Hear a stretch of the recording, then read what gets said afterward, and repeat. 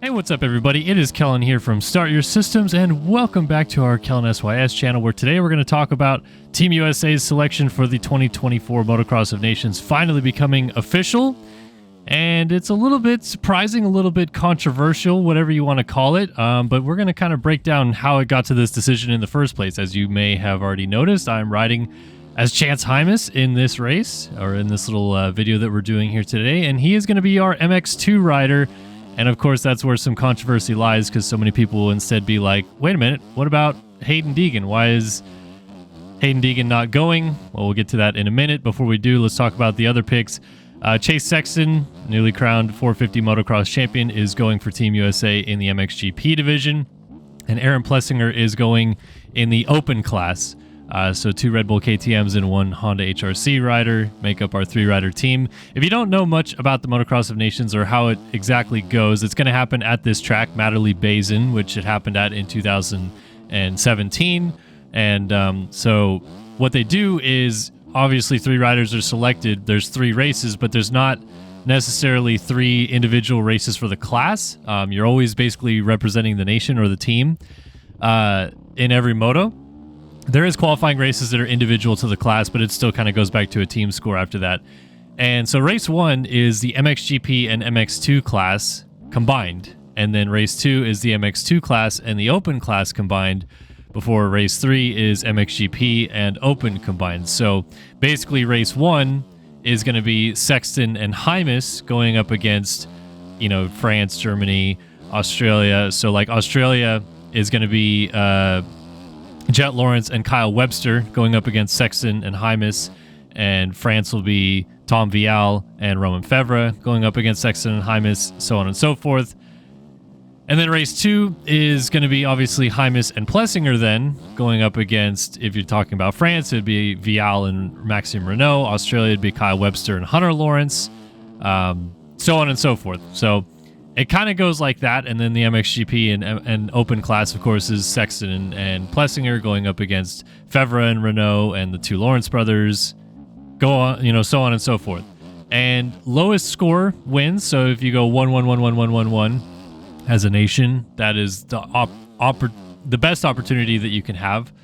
But you obviously can't go 1-1-1-1-1 because you have 2 riders on the track. So you can go 1-2-1-2-1-2 basically. And then the lowest of the 6 scores is dropped. So one of those second place finishes would be dropped if that's your lowest possible score. So basically the lowest score you can get, I believe, is 7, right? So that would be 4. Yeah, 7 would be the lowest possible score you can get to win.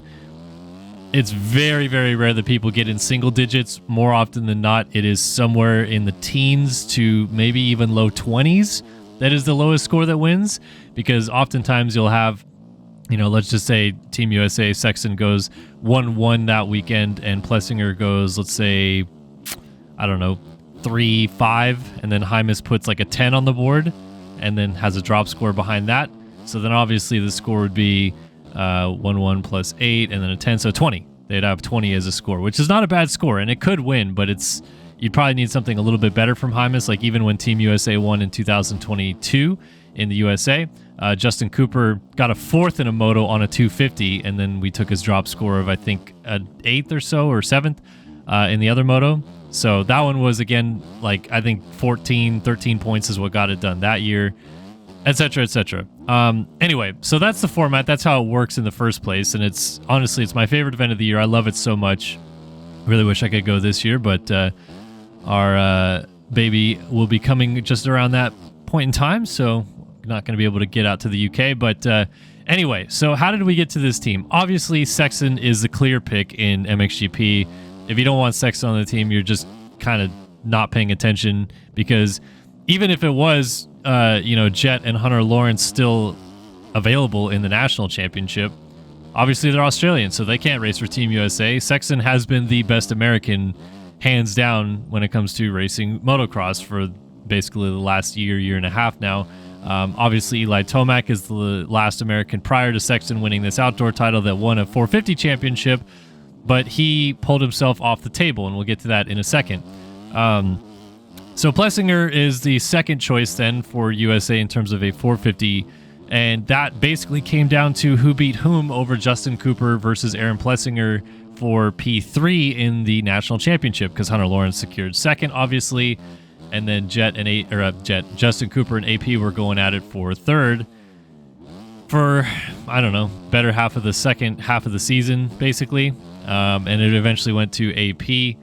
So AP and Sexton, I don't feel like are that outlandish of picks. It kind of makes the most sense in terms of they were the best 450 American riders in the outdoors this year, so it makes sense for them to go. But Chance Hymas is a bit of a curveball, obviously, because the 250 national champion is Haiden Deegan, and even behind that, third in the championship was Levi Kitchen. So, it kind of makes more sense to maybe have both of those guys go. But let's talk about the Haiden Deegan situation to begin with. Now, Deegan, before the season started, way back before Supercross, crashed and broke his scaphoid and had surgery on it and got pins and some plates and stuff like that, and has been racing with that in it the entire time. Didn't win Supercross, but obviously won the Nationals, and needs to have that hardware removed, which is basically going to be like a 2-week recovery process to go in, get the pins out. He'll be off the bike for a little bit as all that heals, and then he'll be back on the bike in 2 to 3 weeks or so. Could even be sooner if he really needed to, but I don't think he plans on that or will need to. Anyway, so that happened, and then about mid-season in Nationals, when Deegan was leading the points, it looked like he was on his way to winning the championship. Lewis Phillips of Vital MX asked Haiden, hey, with Motocross of Nations potentially coming up, what's, the go? Are you going to try to race? Well, how's that going to work? And he had a very vague answer of like, I got stuff in my wrist. I need to get that removed after season. We'll see, blah, blah, blah, blah, blah, which in every other language basically means I'm probably not going and this is going to be my excuse. So obviously that became a bit of a story. And then a lot of people were kind of like, well, has he actually explicitly said, no, I'm not going? So then he was again asked, I think at Unadilla, maybe it was Washougal, what's the deal? Nations, would you want to go? And he said, yes, I would want to go. We'll have to see what happens, but I would definitely be interested in going. I want to go and represent the country, blah, blah, blah, blah, blah. So then it turns the narrative around a little bit again, where it's like, oh, maybe he is going and that's going to happen and all that stuff like that. Well, now here we are. Team has been announced, and in the span of 3 days, a couple things have happened. First off, Eli Tomac pulled his name off the table for consideration for Team USA. Basically said, AP beat me straight up in the 4 motos that I raced to end the season, so it's unfair for me to say that I am a better choice than him, and pulled his name off the table. Now, why that's even relevant to Deegan is because Eli Tomac and Haiden Deegan ride for the same team, Monster Energy Yamaha Star Racing. So that happens. The next day, it's announced that Sexton and AP will be going for the team. It wasn't really like an official announcement. It just was something that was kind of put out there. And then, of course, now we know that a star bike in the 450 class isn't going because Justin Cooper wasn't selected either. It was 2 Red Bull KTMs. So then we get to Wednesday, yesterday, and moments before Team USA was officially announced, Haiden Deegan comes out and says that he has declined the opportunity to go to race for Nations, and it was a team decision, as he put it, that they needed to get the stuff fixed up in his wrist, and they did not want him to not be prepared for Supercross in 2025, and so the team decided to pull him out. And then Deegan himself said like he hopes that he's considered in the future if he's the best choice, etc., etc. And then maybe 10 minutes later, Team USA was officially announced, and Hymas is in the MX2 spot. I remember vaguely asking Chance Hymas about this, and I swear I had it on video, but I couldn't find it yesterday, about him going. And he said like he's never going to turn it down, like he's always ready to go and wants to race for the USA and considers it an honor and stuff like that. So just in terms of like a guy that I think is going to do well for the country, I don't think this is a necessarily bad pick. Obviously, it would be better to have Haiden race for the USA because it gives us the best shot at winning. But I don't think Hymas is necessarily like, oh, well, now we're sending the B team. I don't consider that at all. I think that he has proven he's plenty capable of rising to the occasion this outdoor season, won some motos, won some nationals, and arguably had better starts than Haiden Deegan most of the nationals as well, which is kind of a must when it comes to Nations because he's going to be racing 450s both of his motos, so he has to hope he starts somewhere around the top 15-ish or so, going up against all the 450s, and that's huge. Like if you can get a 250 off the gate well in this race, that puts you at such an advantage. And that's what honestly worked so well for us in 2022 when J. Coop came out in like 6th in the second moto, and it was like, holy smokes, how did he pull that start off? Anyway, the Deegan situation, look, a lot of people have already gone to Deegan's defense about this, and I'm not here nor there about criticizing him for going or not going.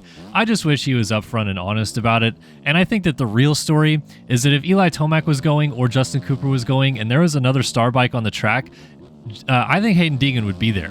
I think it came to a situation where neither of the 450 star riders were going to go, so there's no need for Star to send their program over. And then Deegan realized, well, I don't think that like we're sending our A team, because I don't think that he considers Aaron Plessinger part of the A team.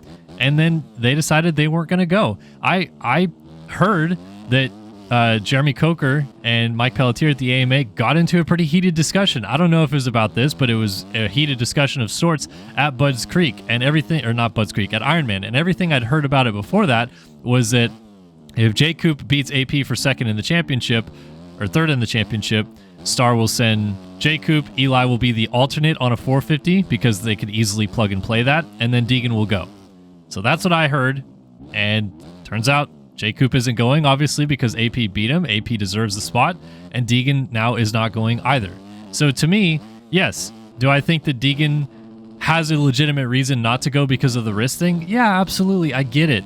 But I just wish that it would be a little bit more upfront about, like, last year, I had heard that, again, they didn't feel that the A-team was going, so they didn't want to break their back not to win. And now it seems kind of the same sentiment is being portrayed, because why in the first place would he even say, yeah, I want to go? This would be a team discussion that would have happened in July at the earliest, probably even earlier than that, of, hey, you need to get this stuff out after the season, right after SMX, let's get it done so we can get you ready for 2025 Supercross.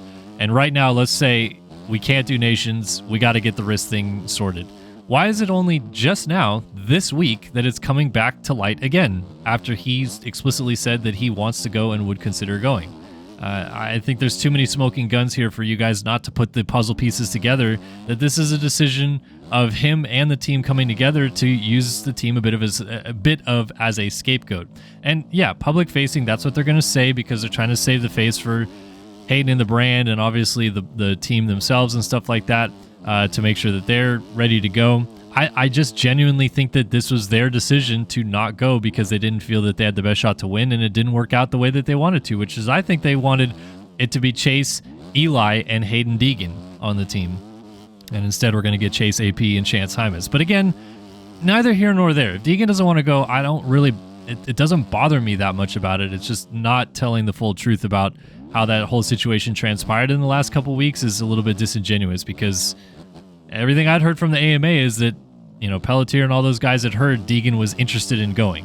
So for them to suddenly have Star say they're not going to go, and then Star as well is in this weird conundrum where Max Anstey is on their team. Great Britain is the host nation this year, and the last time we raced him at Adderley Basin, Max Anstey went 1-1 on a 450 and led Great Britain to a podium position. And Max wanted to go again, and suddenly he couldn't have gone because Star didn't want to foot the bill for them to go. Sounds like he's going to end up going anyway on a Star bike. So I don't know. There's too many politics involved for there not to be a smoking gun here, and for people to just immediately blindly defend Deegan on this, I think, is disingenuous about what the facts were really presented and how it transpired. So again, I don't blame him for not going. I don't really blame Star for taking the fall. It's just a bummer that they can't be upfront with the truth about it. If he doesn't want to go, just say you don't want to go. But obviously it makes him look bad to the public, so that's why they're doing something to make it look like it's not about not wanting to go. It's simply, I can't miss out on that Supercross testing. I got to be ready for 2025, when he's probably likely going to race East anyway, in my opinion. Max Anstey will probably race West. And honestly, we've already seen that racing Nations doesn't really hurt you, because guess what? RJ Hampshire raced Nations, and he still had stuff that he needed to do after Nations to fix up and all that stuff like that.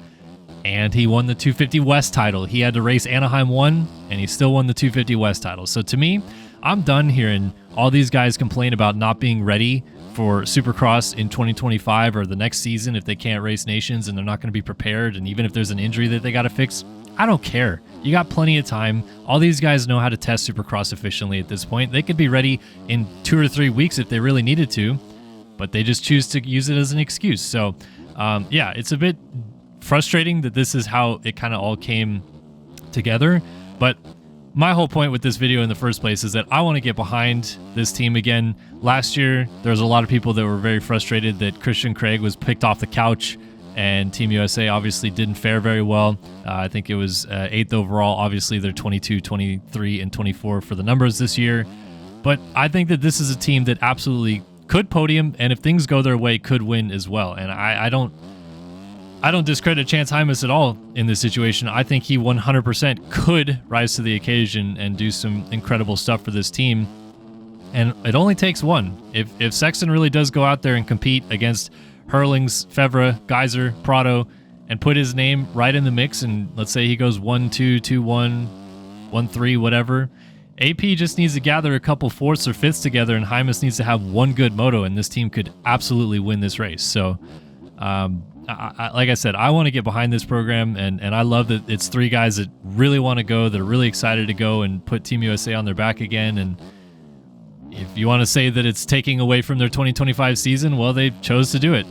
They chose to put the needs of, or the interest of winning for Team USA on their back instead, and all the credit to them. And honestly, like in terms of injury, Hymas is probably even more screwed up than anybody right now. He has a torn ACL clean through. He's been racing through that all year, and people have been saying, oh, he should go get it fixed and all that stuff like that. But at the moment, he's absolutely not going to go get it fixed. And then he just had the huge crash at Unadilla where the bike landed on him. He had his knee and foot and all that stuff kind of shredded up in the Deegan situation at Millville. Like, he's still hobbling around, and he still raised his hand and said, I'm going no matter what. So I think that just deserves respect. Like, again, I don't really look at Deegan worse for this situation, but I look at Hymas as absolutely awesome that he's the one that wants to raise his hand and go at all costs, and injury aside or whatever, he's there and ready to go. So this is going to be awesome. I'm so excited for this race. I'm so excited for this team. I'm ready to see Chase Sexton on this stage, because we saw it at Redbud, and that's cool and all, but like Sexton racing over in Europe, like we saw what AP can do last year, but this is going to be kind of cool to see what Chase Sexton can do at this type of track. I think he's going to be really good at Matterley-Basin. It's a track that I think suits him really well, and honestly, more so than Ernée last year, which was hard-packed, dry, and I don't know, just kind of not Aaron Plessinger's vibe. I think AP is going to kick ass at this track as well, because more often than not, it's probably going to rain here. It absolutely poured rain in 2017 when the team went, and we know AP can do really well in the rain. But even if it doesn't rain, this track is kind of like deep, loamy, chocolate cake type of track, and AP is so good on those conditions as well, and I think he'll do better on this type of stuff than he did at Ernée. And at Ernée, honestly, I know people criticize him for the 18th place he got in the second moto, but the first moto, he finished 5th, and he ran 3rd forever. Like, he was right there with Prado, and Roxon was up there. Jet Lawrence came through the field, so he wasn't really in the mix. But there was such good guys up there, Fevre and stuff, and AP looked totally the part to fit in with that group. He just said that he was exhausted by the second moto because he'd never gone through such a long season and having so much pressure put on his shoulders.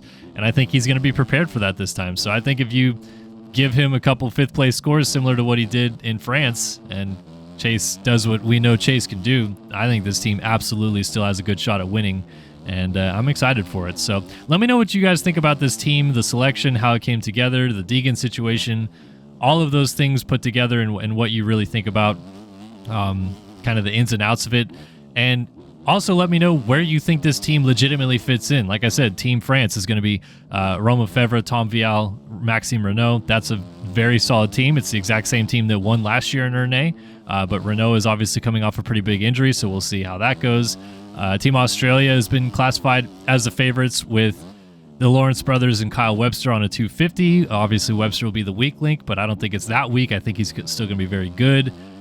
Team Netherlands with Jeffrey Hurlings, Kai de Wolf, and Calvin Valandrin will be very, very good also. That could be a winning team as well.